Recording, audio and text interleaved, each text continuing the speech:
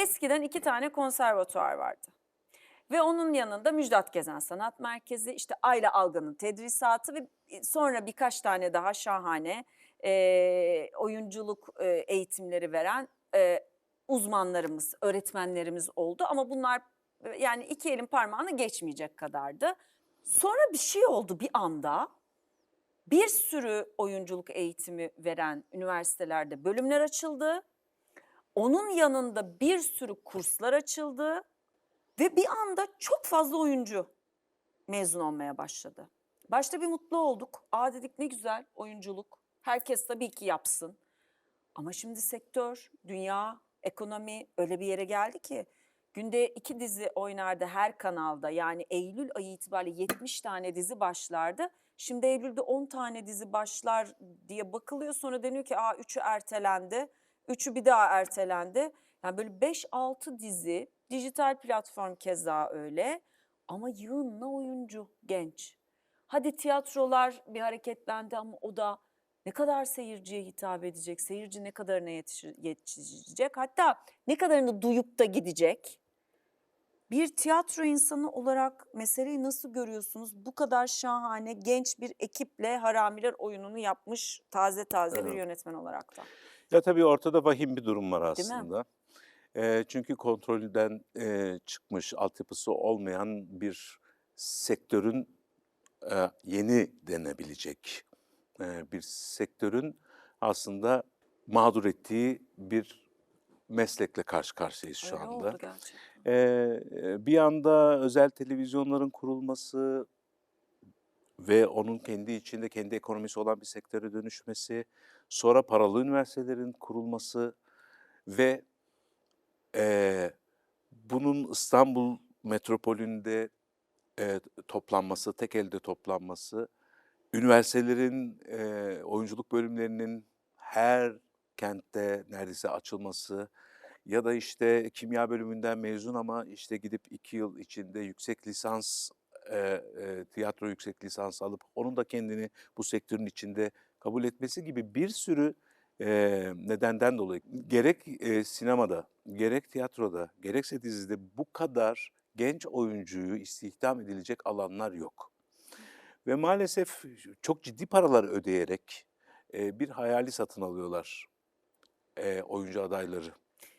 Bir de diyorsunuz ya İstanbul dışındaki üniversitelerde de oyunculuk bölümü açıldı. Peki ama gidip Anadolu'daki bir üniversiteden oyunculuk bölümünü bitiren biri bulunduğu yerde oyunculuk yapamıyor ki. Yapamıyor, yapamıyor. İstanbul'a Bizim geliyor. bizim büyük kentlerimizde dahi artık, yani, İzmir'e mesela çok şaşırdığım bir yerdir, Ankara çok şaşırdığım bir yerdir. Yani o kadar az, Evet, zaten sinema ve, dizi sektörü ya da dublaj sektörü TRT dışında, Ankara TRT dışında çok yok ama en azından istihdam sağlayacak tiyatroların, özel tiyatroların evet, olması gerekir. Hayır, yok. Onlar da İstanbul'da. evet. Tek elden yönetilen bir şey ve maalesef burada ne aldıkları eğitim, ne eğitim kadroları, ne de bu kadar geniş, insan sayısının olduğu bir yerde hazırlıksız geliyorlar ve Evet. sadece şansla iş yürümüyor ve oyunculuk sadece 4 yıl ya da, işte, yüksek lisansla öğrenilecek bir şey değil. Bütün ömür alan,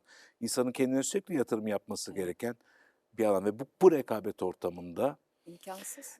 Biraz, bir işsizler ordusu, ve gerçekten çok zor şartlar altında bir hayalle İstanbul'a gelip burada tutunmaya çalışan ama mesleği dışında bir sürü işle yapmak zorunda olan Genç bir var. nesille karşı karşıyayız ve Evet. bu ciddi bir problem.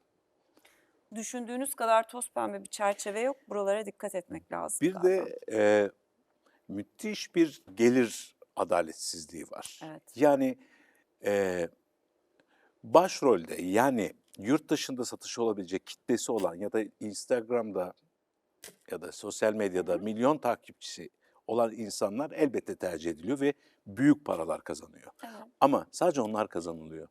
Yani, diyelim ki 60 kişi oyuncu kadrosu olan bir dizide o paralar kazanılmıyor. Sadece 2 celebrity denilen o star isme veriliyor o paralar ve, müthiş bir gelir uçurumu var aralarında. Dolayısıyla bir diziyi atıyorum, rakam vermeyeceğim. O selebritilerden bir tanesi o diziden kazandığı parayla belki 3-5 yıl hiç çalışmadan hayatını sürdürebilir. Ama diğer roller, yeteneği, becerisi ya da liyakati ne olursa olsun onun bir yıl boş durabilecek bir imkanı olamıyor. Asla olamıyor. Evet. Artık sistem çok değişti. Oyunun oyunu, onda oynuyorsunuz. Haramiler'de oynamıyorsunuz, onu sahnelediniz, teslim ettiniz seyirciye. Evet. Şimdi yazacağınız oyun var ama ben şimdi biraz programın başında da söylediğim yere dönmek istiyorum, çocukluğunuza ve orada size işte söylenen bazı şeyler var. Teşhis deyin, tanı değil, öngörü deyin, etiket deyin, bunun adına her şey diyebiliriz. Disleksi, dikkat eksikliği, öğrenme bozukluğu mu dediler size gerçekten? Bu Bunlar muydu? çok yıllar sonra bunun teşhisi kondu. Ha, O o dönem sırada da yoktu, o değil dönem mi? ben yani şiddete dönük bir çocuk olduğum için ve öğrenme bozukluğu da çektiğim için yani bu çocuk aptal mı? Bu çocuk Ha. sinir hastası mı? Bu çocukta bir tuhaflık var Sizde diye. sinir Evet, hastalığı evet. düşünülüyor. Evet, hiperaktiftim ve anlaşamıyordum yani kimseyle çok fazla. Yani ailemin başına, özellikle annemin başına bela almış bir çocuktum. Gerçekten Evet, tabii. mi? Eee, Çok şaşkınım şu ve an. o dönem yani sürekli annem beni doktorlara götürür. Hatta ben küçücük yaşta böyle mavi mavi ne olduğunu bilmiyorum. Haplar kullandı. Bu çocuk beni sakinleştirmek için bir takım ilaçlar verirlerdi. Ve çok korkunç başarısız bir öğrenciydim ben. Çünkü eee, aslında bazı taraflarım şaşırtıyordu. Yani iletişim kabiliyetim ya da ilgi alanlarımdaki zekam insanları şaşırtıyordu ama yani bir toplama çıkartma yapmayı beceremeyen ve bunu herkesin yapabildiği problemleri çözemeyen, ilgisi dağınık bir çocuk olarak yani benim okuyamayacağıma, benden bir şey olmayacağına karar vermişti çevrem. A! Sonra yıllar sonra tabii annemin içgüdüyle belki de yani beni o alana değil, yani matematik, fen, yani pozitif bilimler bunlar benim asla başarı gösteremediğim Diretmemiş alanlar. ama. Diretmedi. Başka taraflarımı geliştirirken ben destek oldu. Yani çünkü ben liseyi 5 yılda bitirebildim ve o 5 yılda matematikten birin dışında bir puan almadım. Hep Gerçekten. kurul kararıyla geçirdiler. O zaman öyleydi. Öğretmenler kurulu. Evet. Yani bütün dersleri verirsiniz, o matematiği kurul kararıyla geçirdiler. Son yıla gelindiğinde ben basın yayını kazanmışım İstanbul Üniversitesi'nde, aynı zamanda belediye konservatuvarını kazanmışım. Okul için bir skor benim üniversiteye gitmem Tabii. ve ben matematikte yine yokum. Bütünlemede de yokum. En sonunda üniversiteyi kazananlar için bir sınav daha tertip ettiler işte bir 3-5 kişiye. Ve kağıt bana bakıyor yine. Sağ Kıyamam. olsun bir matematik hocam vardı, durumu anladı belki de. Dedi bir küçük bela okuyarak çık git dedi, aldı kağıdı, o doldurdu. Ah, Ve ben öyle kıyamam. mezun olabildim liseden. Sonra konservatuvar yıllarındayken başka nedenlerle ben danışmana gittiğimde o irdeleyip Engin sende çok bariz bir disleksi varmış. Bunu sana kimse söylemedi. Yok, söylemedi. Ben tabii bütün hikayemi anlattığımda. Çünkü bendeki yani heceleri atlamak, harfleri unutmak bunlar hep vardı ama asıl problemim benim kalkülatif kısmı. Yani Matematik. matematik, sayılarla tutamıyordum sayıları aklımda, bilemiyordum. Yani bana şu anda eee, benim aracımın plakasını söylesem telefonumdan bakmak zorundayım. Çünkü asla ezberleyemiyorum sayılarını. Peki tekst okuyabiliyor musunuz? Hani okumayla ilgili Yok, de derler ya okumayla dislekside. ilgili bir sıkıntım yoktu. Sadece hiperaktivitenin tuhaf bir versiyonu vardı bende. Dikkat bozukluğu iki biçimde seyrediyormuş. Bir tanesi hiçbir şeye konsantre olamamak. Bir tanesi benim yaşadığım oydu. Bir şeye konsantre olup diğer bütün uyaranlara karşı kapalı olmak. Yani ben bir şeye konsantre olurken Ceyda benim yanıma gel, ben şuraya gidiyorum akşam saat 8'de döneceğim de ben sana cevap verebiliyorum. Tamam. Gidiyorum, ondan sonra yana yakala seni arıyorum, neredesin diye. Çünkü o arada oraya kapalı oluyorum. Çünkü önümdeki şeye konsantreyim. Böyle tuhaf bir dikkat eksikliği. Bunun seyirci için faydası şu olabilir. Ben geri zekalı değilmişim. Onu anladım. Sadece anlaşılmayan bir çocukmuşum. Evet. Umut kesilen bir çocukmuşum. Evet. Sonra tiyatroyu seçince, sanatı seçince benim içimde o baskılanmış her şey kendini zeka, yaratıcılık olarak ortaya çıkıverdi. Ben birinci sınıfta konservatuvarım, o zaman deneme sınıfıydı. İlk sınıfın en yüksek notunu aldığımda kavga çıkarttım. Neden? Bir dalga geçiyor zannettim benimle. En tepede benim aldığım notu. Herkes benden alta yazılmış. Ve ortalık, diyorum kim yaptı bunu? Çünkü o kadar eminim ki benim kimseden daha yüksek bir puan alamayacağım. Hangi dersti? Sahne dersi. Sahne dersinde Sahne sınıf dersiydi. birincisi Evet. oldunuz diye. Yani o sene işte yıl sonunda sınava giriliyor. Tamam. O zaman 87 mi ne almıştım doğru hatırlıyorsam. En yüksekte benim adım yazıyor ve arkadaşlarımdan bir tanesi benimle dalga geçmek için böyle diyorum ki şimdi bir daha çıkacaklar ha inandı ha ha diye dalga geçecekler zannediyorum ve kavga çıkarttım.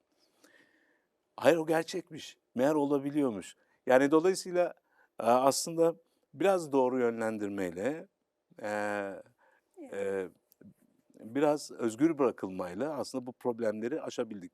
Ve sonra bu benim dikkat eksikliğim, hiperaktivitem ve disleksim aslında avantaj oldu. Çünkü o eksikliği kapatabilmek için savunma mekanizmaları başka türlü çalıştı. Başka bir sürü şeyi geliştirdim. Ya.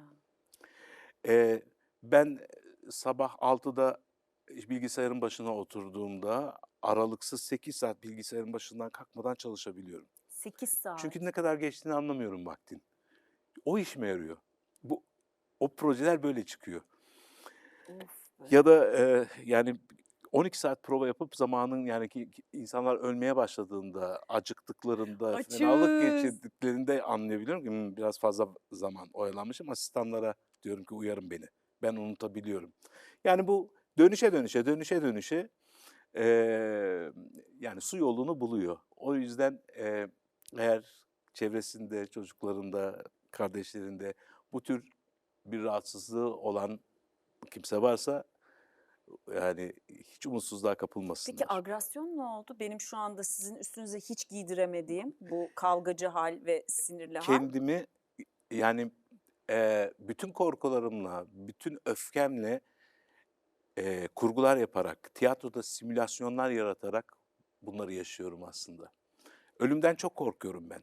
Ben de. Ama bir oyun çalıştığınızda bir simülasyon yaratarak aslında o gerçeğin bir hikayesini ettiğinizde zaten onu da çözebiliyorsunuz. Aslında gördüğünde işte o Gördüğümde. korkuyu, Yani o öfke, agresyonu. evet şu an tabii ki yaşın ve deneyimin de getirdiği şeyle ama ben hala öfke kontrolümü kaybetmemek zorunda olan biri olarak görüyorum. Çünkü kendimden geçebiliyorum öfkelendiğim Ha. zaman.